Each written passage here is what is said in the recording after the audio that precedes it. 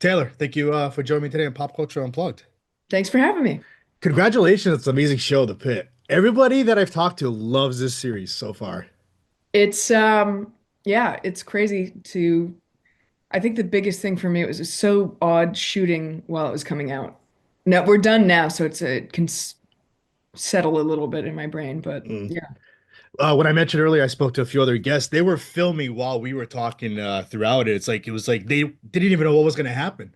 They were getting the script Yeah. by script. They were telling me. Yeah, we're not we're not fully aware of what we do. No, which is it can be exciting, but I think we'd all actors would prefer to have all the scripts right away, please. Right, right.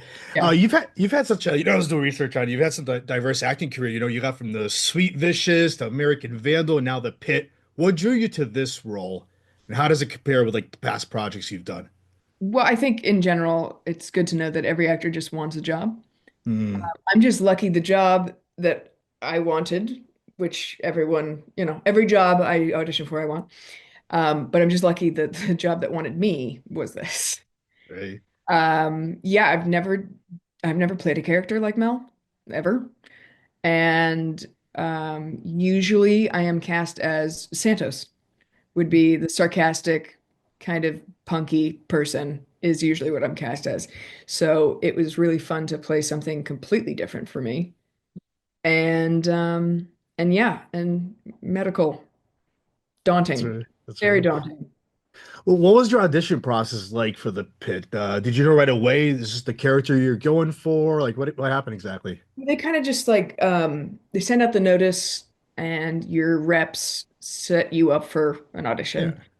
And so I auditioned a while ago with actually it was like a slew of auditions together for different things. And then it was strange because I heard back they wanted I was gonna have a callback, but like way after, so the point they're like, "Oh, you got a callback," and I went, "For what?" They're like, "You know the medical thing," and I was like, "Oh yeah, that one." Because all I was thinking is like, I'm fully aware I look like a child. I don't think I could play a doctor. Um, but then it was the callback was a producer session. Mm, So it was a huge time in between of not thinking of the character and then getting back into it and then going to John Wells Productions.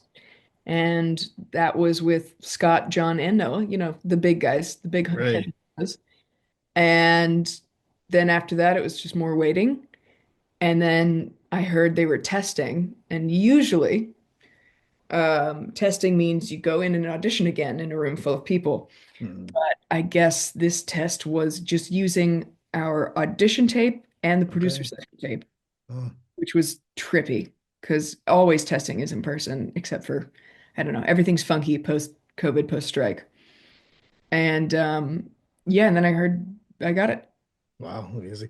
What was the description you were given for Dr. Mill? Because I know she's socially awkward throughout the first few episodes Um, we see her in. So, like, what was the description you were given? the description I was given was peppy, and I'm not Okay. peppy. And so I was kind of like, oh, I don't even know how to play peppy. I can play anxiety. And so I I think kind of we was all like, could. yeah, because I really can't do like cheerleader peppiness does not come naturally. And if I fake it, it looks pretty fake.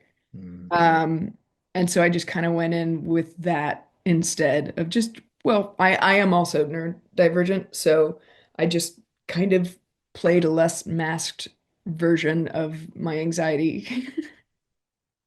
So you And found it easy. I guess it worked. I mean, it created so much anxiety to stay anxious, but yeah. That's awesome. What was like, like medical dramas, there's a unique kind of like intensity, when you were reading the scripts, episode by episode, what was going through your mind? How the hell am I going to do this? Hmm. I mean, it's Greek and Latin words. Right. It's procedures that I have no business even pretending to play that I know how to do. And it's fast, really, really fast. And it's fast because our scripts were 70 to like 90 pages and it's for an hour and then they cut it down to 45 minutes. But our scripts are an hour and a half movie. length. Yeah. And then you just realize that it has to be that fast. And it's just like, oh my God. It's easily the hardest job I've ever had and most daunting. So I was kind of right in being anxious about it to start with. Yeah. Is this like one of those jobs that like you're excited now that you're in it and you're hoping for more seasons?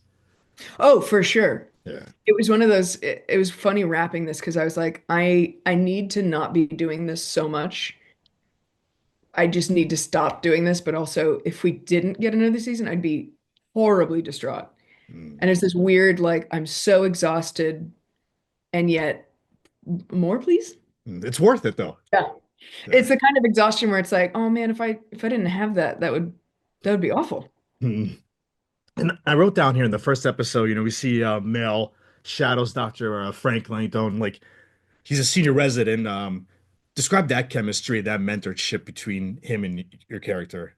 I think Langdon, obviously, with his I was gonna say machismo, but it's more bravado. Uh, Mm. he clearly has always wanted to be a mentor to someone, Yeah. and no one's taking the bait ever. And I think he finds in Mel like the most willing participant to be mentored. Mm. And, Mel follows the rules, but also will religiously follow her mentor anywhere. And so I think he finally sees what he thinks he's always wanted of like someone to not boss around because I don't think he Yeah. thinks that way, but someone to learn from him. But I think in that process is when he starts to open up and see that it still goes both ways. Do you think Mel looks up to him more or Dr. Robbie? Because it kind of feels like Chia Joy is working with both. I think Dr. Robbie might be a little much for Mel just because he's the Mm. attending and it's like I don't you have so much to do. That's a lot. And I think having someone who is more case to case as a mentor as opposed to overseeing the entire emergency department. Mm. Because definitely in the first episode, it's very clear Mel wants to follow Dr. Robbie. John whispered in my ear the note during the first episode. He goes, be his shadow at all times, which I love. But no other actor knew. So I actually found myself annoying a lot of my other actors because I'd like cut in front of them just to be next to him. And no one else knew the note except for me. And so it's just really funny. I was just like, sorry guys, I'm really annoying, but supposed to. Mm. Episode 10, I had to bring this up. The fans went crazy with the whole Langdon and the substance abuse. That Yeah. was a big plot twist. How do you think Mel's perception of that mentorship and trust now with the medical Um, team? well, I really appreciate what the writers do because, like a real workplace, no one else knows Mm. and no one finds out. It's just the people involved that know. Yeah. So, because any kind of someone getting fired and stuff, that you comes out throughout the week eventually. Yeah. We don't find out within an hour if no one saw it happen. So, Mm. no, no one knows. He's just like not really here. And Mm. Mel definitely feels the loss and will consistently ask where he is. Um, yeah. Mm. But what was your reaction when you read the script of what was going to happen in episode 10? Did you like, What's funny is it's very clear in the script that he has a problem for yeah. throughout. Yeah. And it's just interesting to see how audiences, it took them a lot longer, Mm. partially because I'm sure they cut stuff down. But the other thing I remember reading is, people can be really harsh with Santa's character. And I also reading that no one picked up on what her life was, even though she had that whole monologue to the guy about abuse. Mm.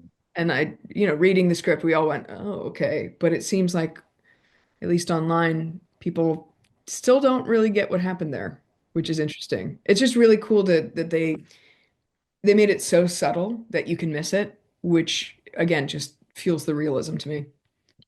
What do you think's been for you? You mentioned like, Greek and Latin and everything, but like for you, like what's been like your biggest challenge with this character? Um, with playing the character or the character itself. Both. Playing the character is my own neurodivergence has been tough. Um, Often during rehearsals, which is not normal. Most I've never been on a set where this happens, but they'll be talking while you're rehearsing, and my Mm, brain just does not work that way. And so I'll have earplugs I put in, and I just need the script in front of me because my it's just too much other stuff going on. That has been a big challenge for me. And then as Mel is a lot of us have had the issue of how much should I know at this point? What's new to okay. me medically?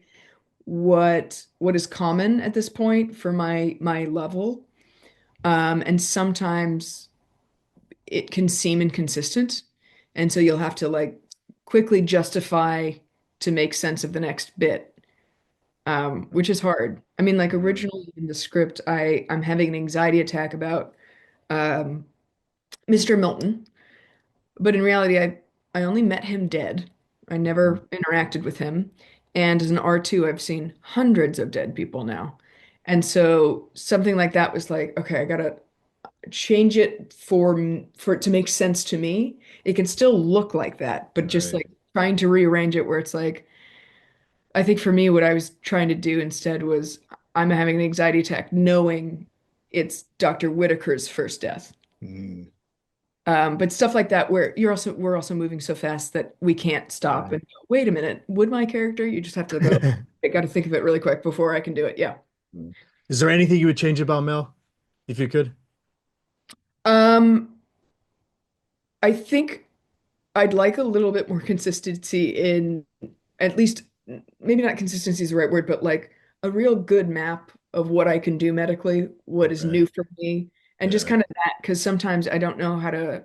I think that's the case for all of us. We don't really know, like, would this be new for me or have I done this a Mm, hundred times? And if I mess it up, is it weird because I've done it a hundred times? And all the questions that I think people don't know actors need the answers to. mm. Would Taylor be friends with Dr. Mel? Yeah, for sure. I'd be friends. I wouldn't know. I mean, I have I'm funny and sarcastic, so I don't know how that would go over. It would just be a lot of well, like Santos jokes with Mel. Right. Would you want to see like the show explore more about Mel's background and everything, especially, she's working with military veterans, we're gonna get more of a story for this character. Yeah, I mean that's it's not uncommon to not be in the military and work Yeah. in VA. And it was just like a placeholder in Pittsburgh because I Mel didn't come from Pittsburgh. So Mel's sister is in that great facility, so Mel had to find really quick employment. Mm, Obviously, the trauma center is what every emergency room doctor wants. And so I think it was just like, okay, sure, the VA needs me for now, and then hoping something opens up at PTMC. That and also like stuff that I know that I was told by, I remember John and Scott had to sit down with all of us to go through where you're from, your whole backstory. yeah. And it's not too, and this is like, this is actor drugs for sure, of like getting to have all that layer it into a performance and not necessarily ever show it. Mm, Because yeah, I there's can. secrets, we all have these things that no one else knows and doesn't come up, but it informs how we play it. And Mm. that has been such a very actor yummy thing for all. Yeah. Uh, working alongside like, seasoned actors like Noah Wiley, any advice from him for being, on the field so many years, especially with medical dramas? Medical drama for sure. I mean, like it's funny, there's so many new people on this set of like who've just started working. And I'm definitely more in the middle range. I've actually been, this is weird. This is my 10th year as a professional actor, which has flipped me out because I don't see how Mhm. the time went by that fast. But I mean, there's a lot that I'll see that's like, okay, that's this set only. Yeah. That's not a normal thing or anything. And it's not necessarily bad or good. It's just like, oh, this is different. This is different. And I think with all the medical stuff and also knowing that he's a writer, so he knows everything, Right. is really easy to go, if we're all sitting where the actors sit and just to be like, I have a question proposal, and he'll give you, you'll say, I was thinking of kind of building confidence at this point to like then this, and he'll go, yes, because something happens later that will make sense. And he'll give you enough hints that you can kind of get there. Mm, 'Cause usually it's hard to get writers to tell you anything. mm, Um, but he's been a big help in that you can kind of pitch character ideas, and because he knows all the scripts, he can kind of shape us a little bit. mm. Speaking of characters, in the future, we get more Dr. Mill. Is there somebody that you want to work with or have more scenes with that you didn't get a chance to in the first season? I do every time I think Dana and Mel meet, there's something Mm, really sweet and special there. And of course Robbie, and I don't know, it's kind of everyone. I think I'd like to see, we haven't yet seen and we won't see how Mel and Javadi interact because they're both the same buzzy personality, and we know how Mel is with Whitaker, the same yeah. sweet, awkward. But yeah, we never get to see Javadi Mel, which I think would be a lovable shit show. So we have 10 episodes. Is it 15 total this season? Yeah. What can you tease us for the next five? Honestly, this one, if you are pregnant, if you're expecting or just gave birth, don't watch it. Skip it. It doesn't have enough of a lead to tell you what happens next, so you can skip it. But I've had to tell my family members, like, just don't. Wait till your kid is born and everything's okay. Then you can watch it. But it is, as the doctors told us, that everything in the emergency department is probably every human being's worst day of their lives. Right. And so we're never seeing the great stuff. Yeah. But Definitely. then from then on, it just gets really intense and crazy. And the pressure brings out something in every character that you might not have seen before. It gets, Good. well, 12-hour shift and we have 3 extra hours. So something might happen that There you causes go. us to go long. There you go. What's now? I know you said you finished filming the last five. You taking a little break? Any other projects you're gonna go work on that you could tell us about, or you I just wish taking that right now. vacation? The project is fixing my house. There you go. Man, yeah, got to get a new roof. That's fun. But other than that, it's just been trying to breathe and calm down and see what's next. There's this we need to reinvigorate the industry. There's not much going on, and Hey, it's awful. We're so mm, lucky to be on something because hey, it's definitely. pretty dead out there. Mm. Taylor, let's end this by how can the listeners, the viewers now find you on social media to keep up with you? I saw you were posting some pictures of the show. Oh yeah, I'm not very just I need to get way better at social media. I'm not very good at it. And so much so that I have to remember what my name is on it. Okay, yeah. If you want to follow me on Instagram, it's T Deards. It's TDEARDZ. So Amazing. Taylor, I want to thank you for giving me a few minutes. Let's get you back on. Hopefully we continue on with the Dr. Mill story. great. All right. Thank Thank you. you.